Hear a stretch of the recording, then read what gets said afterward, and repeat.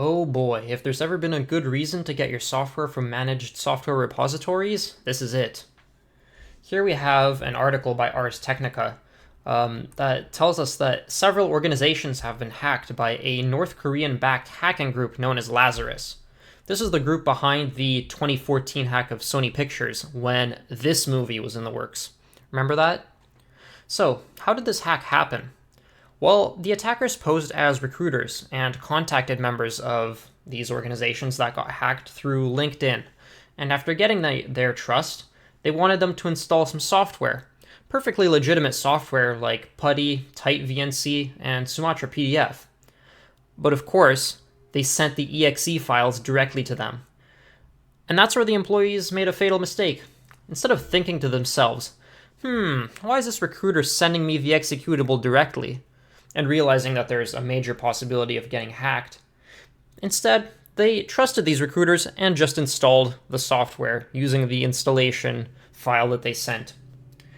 And this is why downloading random executables from the internet, and especially from someone who knows who you are, is a terrible idea.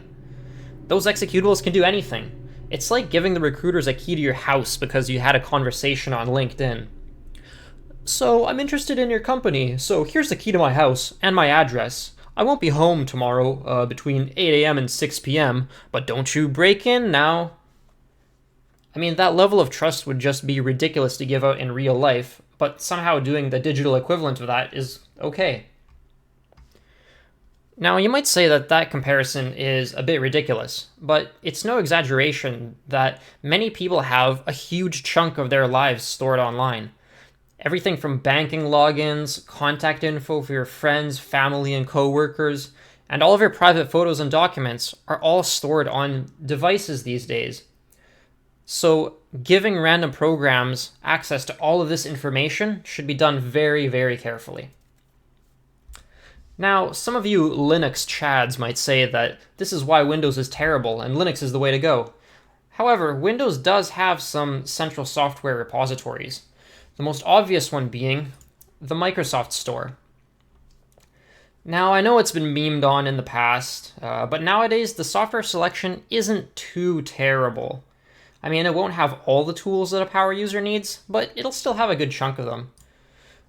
So let's take a look to see if we can find some of the software in here that was used in this hack. So putty is available. This is the official version right here on the Microsoft Store. tightvnc, I believe, isn't. No, it's not. And neither is sumatrapdf. However, there are some alternatives here. There are a lot of different PDF tools you could use.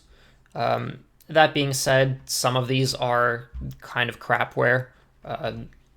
The Microsoft Store has been getting better in recent years, but it's still nowhere near the quality of software that's found in many Linux distribution repositories. And if you're a diehard terminal user, well, Windows actually has command line or terminal-based package management. I believe Winget is installed on systems by default these days, so I can just do Winget search putty. And here we go. It finds the official one from the Microsoft Store, some Metro version, I don't know what that is, unofficial one from Microsoft Store. I believe this one is from before the official one was actually available. And it also has putty available through Winget. And some of this other software should be here as well. So tightvnc is available directly through Winget. And I think sumatrapdf is as well.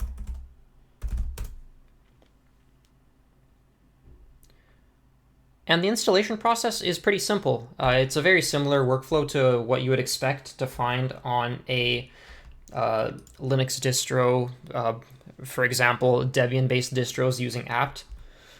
So we could just do winget install putty. Let's use this one.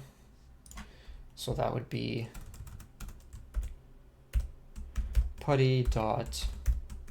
putty. And it just downloads the official installer, runs it. Here we go, there's the installer box that pops up.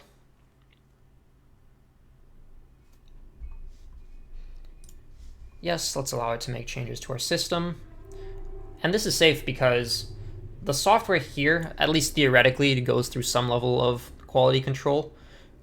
So it's not like I'm just downloading a random file from the internet and double-clicking it to install. And if I search for putty now, there we go. It's installed. If you really don't like Microsoft services, there are some other alternatives available for package management on Windows. Two common ones are Chocolatey, the package manager for Windows, and Scoop. Scoop is, again, very similar. They have a nice little demo on their site. As you can see, it's a very similar process to something that you'd find on Linux. And the syntax appears to be quite similar to apt. And there you go, that's how it would work. Now, the other vulnerability that this hack exposes is that the threat model of operating systems like Windows and Linux is honestly outdated in the modern world. They were designed for systems where users can't trust each other, but they can trust the software that they're running. Unfortunately, today that's not really the case. I mean, we have apps like TikTok that many people want to use, but they want to give the app as little information as possible because they know that the app will do everything in its power to harvest as much information as it can about you. And this trusted software model has allowed these apps to actually go ahead and to harvest all of this information, which is kind of enabled by the threat model of some of these operating systems. Mobile operating systems, on the other hand, like Android and iOS, were designed to not trust apps right from the beginning. So by default, apps don't really have access to most of the things on the system. For things like files and sensors like the camera and GPS, they need to actually request those permissions.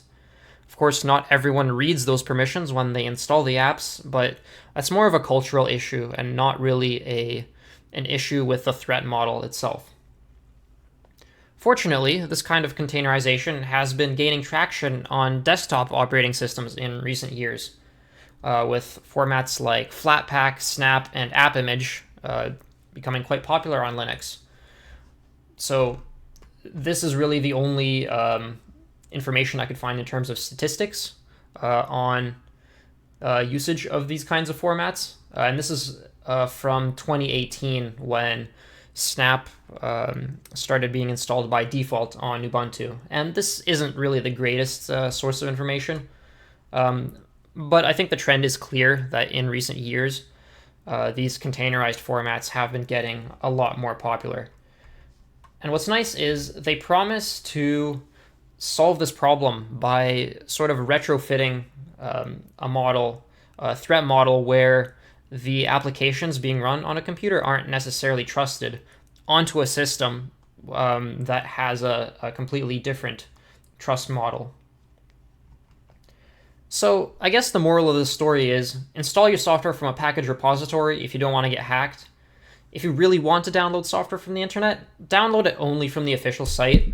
So if I were to, let's say, install putty, what I would do is I would open a new tab, search for putty install or something like that, and then click on, I guess, the first link that isn't an ad.